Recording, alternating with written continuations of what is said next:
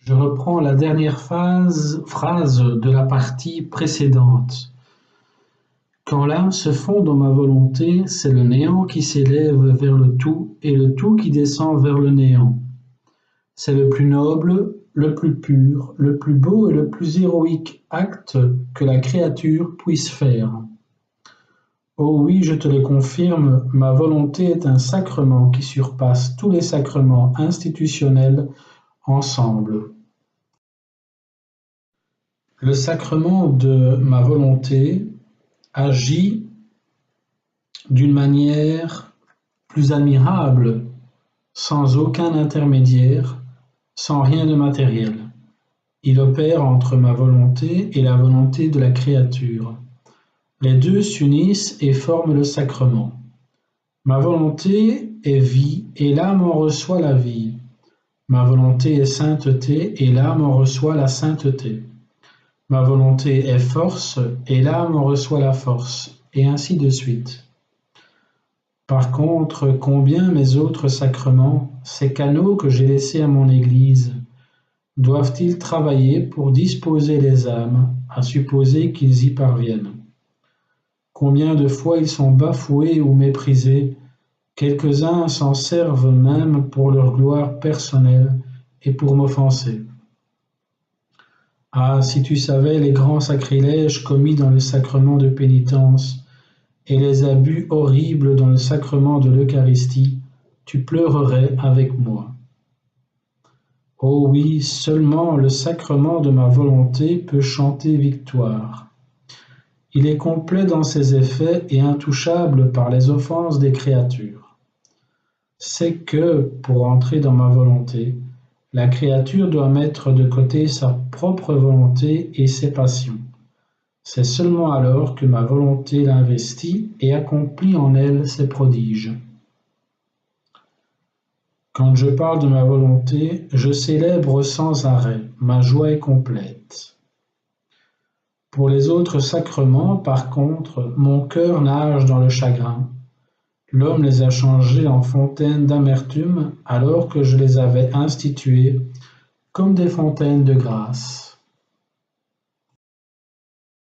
Point suivant, chaque chose créée manifeste l'amour de Dieu pour les créatures. Ainsi, chaque chose créée manifeste mon amour à l'homme, nous dit Jésus.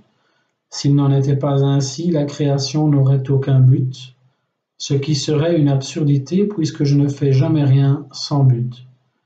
Tout a été fait pour l'homme, hélas, il ne le reconnaît pas, et il est devenu une source de chagrin pour moi. Ma fille, si tu veux adoucir ma souffrance, viens souvent dans ma volonté, et prodigue-moi de l'adoration, de l'amour, de la gratitude et des remerciements au nom de toute la création. Point suivant, quiconque veut aimer, réparer et se substituer à tout, doit vivre dans la divine volonté. Je me fondais totalement dans la divine volonté avec l'intention de me substituer à chaque créature pour présenter en son nom tout ce qu'elle doit offrir à la majesté suprême. Pendant que je faisais ainsi, je me disais, où puis-je trouver assez d'amour pour le donner à mon doux Jésus au nom de tous? Jésus me dit intérieurement, ma fille, dans ma volonté, tu trouveras en surabondance l'amour nécessaire pour remplacer celui que toutes les créatures me doivent, car quiconque entre dans ma volonté y trouve des sources impétueuses où l'on peut puiser tant que l'on veut sans jamais les épuiser le moins du monde. Point suivant. Dieu créa l'homme pour qu'il lui tienne compagnie. Louisa nous dit ceci, poursuivant dans mon état habituel, je m'unissais à Jésus, le priant de me tenir compagnie. Bougeant dans mon intérieur, il me dit, ma fille, si tu savais à quel point j'aime la compagnie des créatures. Quand j'ai créé l'homme, j'ai dit, il n'est pas bon que l'homme soit seul. Créons une autre créature semblable à lui pour lui tenir compagnie, afin qu'ils soient la joie l'un de l'autre. Avant de créer l'homme, je me suis dit à moi-même des paroles semblables. Je ne veux pas être seul. Je veux des créatures pour me tenir compagnie, pour que je puisse me réjouir avec elles, pour qu'elles puissent partager mon bonheur. Avec elles, je donnerai libre cours à mon amour. C'est pour cela que j'ai fait les créatures à ma ressemblance. Point suivant, le martyre d'amour surpasse tous les autres martyrs ensemble. Jésus dit à Louisa, « Écoute ma fille, si avec le châtiment de la guerre, l'homme s'était humilié et était entré en lui-même, aucun autre châtiment ne serait nécessaire. Mais il s'est déchaîné encore plus, ainsi pour le faire entrer en lui-même. Des châtiments pires que la guerre sont nécessaires et viendront. Ma justice explique mon absence. En effet, je dois m'abstenir de venir vers toi. Sinon, tu t'empares de ma justice, et par tes souffrances, tu combles les vides que l'homme se fait par ses péchés. N'as-tu pas fait cela pendant de nombreuses années? L'entêtement de l'homme le rend indigne de ce grand bien, et c'est pourquoi je te prive souvent de moi. Point suivant. Vivre dans la divine volonté, ce n'est pas vivre sa propre vie, mais embrasser toutes les vies. Je me plaignais à mon toujours aimable Jésus en lui disant, « Comme tu as changé, est-ce possible qu'il n'y ait plus de souffrance pour moi? Tous souffrent, je suis la seule à être indigne de cela. C'est vrai que je surpasse tout le monde en méchanceté, mais je t'en prie, aie pitié de moi.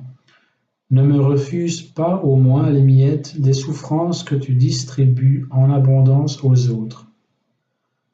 Mon amour, dans quel état terrifiant je me trouve, aie pitié de moi, aie pitié. » Pendant que je disais cela, mon doux Jésus bougea en moi et me dit, « Ma fille, calme-toi. Sinon tu ouvriras plus profondément les déchirures de mon cœur. Veux-tu me surpasser dans la souffrance? Moi aussi j'aurais voulu porter en moi toutes les souffrances de toutes les créatures. Mon amour envers elles était si grand que j'aurais voulu qu'aucune ne souffre. Cependant, je n'ai pas pu obtenir cela. J'ai dû me soumettre à la sagesse et à la justice du Père. Quoiqu'il m'ait permis de prendre sur moi la plus grande part des souffrances des créatures, il n'a pas voulu que je les prenne toutes, afin que soient préservés les droits et l'équilibre de ma justice. Mon humanité aurait voulu souffrir assez pour que soit mis un terme à l'enfer, au purgatoire et à tous les châtiments. Mais la divinité ne l'a pas voulu ainsi. La justice a dit à l'amour, « Tu as voulu tes droits, ils t'ont été cédés, la justice a aussi ses droits. » Je me suis ainsi résigné à la sagesse du Père, mais mon humanité en ressentit beaucoup de peine, vu les grandes souffrances qui allaient tomber sur les créatures.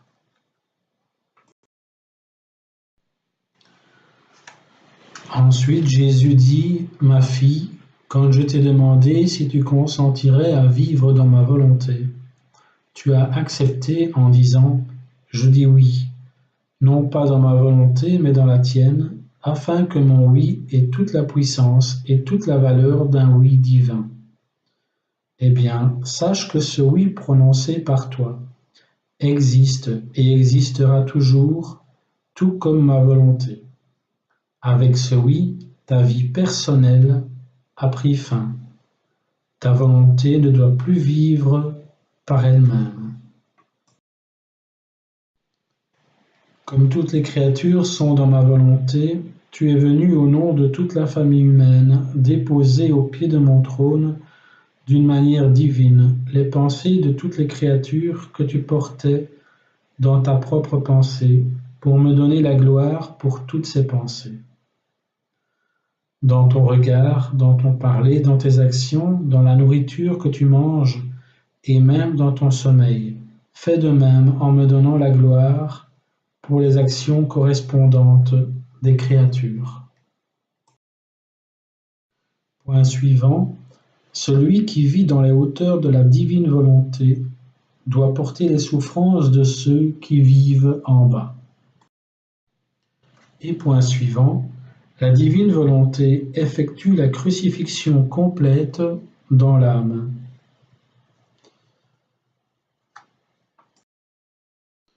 Jésus lui dit: Je peux dire que je ne vivais pas ma propre vie, mais celle de la volonté éternelle qui enferma en moi toutes les créatures pour lesquelles il voulait que je réponde. Ma crucifixion n'aurait jamais pu être complète et embrasser toutes les créatures si la volonté éternelle n'en avait pas été l'auteur. En toi aussi, je veux que la crucifixion soit complète, qu'elle embrasse toutes les créatures. C'est la raison de l'appel continuel que je te fais, d'amener la famille humaine tout entière devant la majesté suprême et de faire au nom de chaque créature les actes qu'elle ne fait pas. L'oubli total de toi-même et l'absence totale d'intérêt personnel sont des clous que ma volonté met en place en toi. Ma volonté ne sait pas faire des choses petites ou incomplètes. Entourant l'âme, elle la veut totalement et elle y met son sceau. Point suivant. Les actions faites dans la divine volonté sont des défenseurs du trône divin, pas seulement dans le temps présent, mais jusqu'à la fin des siècles. Jésus dit ceci: Les actions faites dans ma volonté ont la vertu de se multiplier pour ma gloire, suivant les besoins et les circonstances. Quel sera le bonheur de l'âme quand, parvenue au ciel, elle verra que ces actions faites dans ma volonté sont devenues les défenseurs de mon trône en neutralisant les offenses venant de la terre.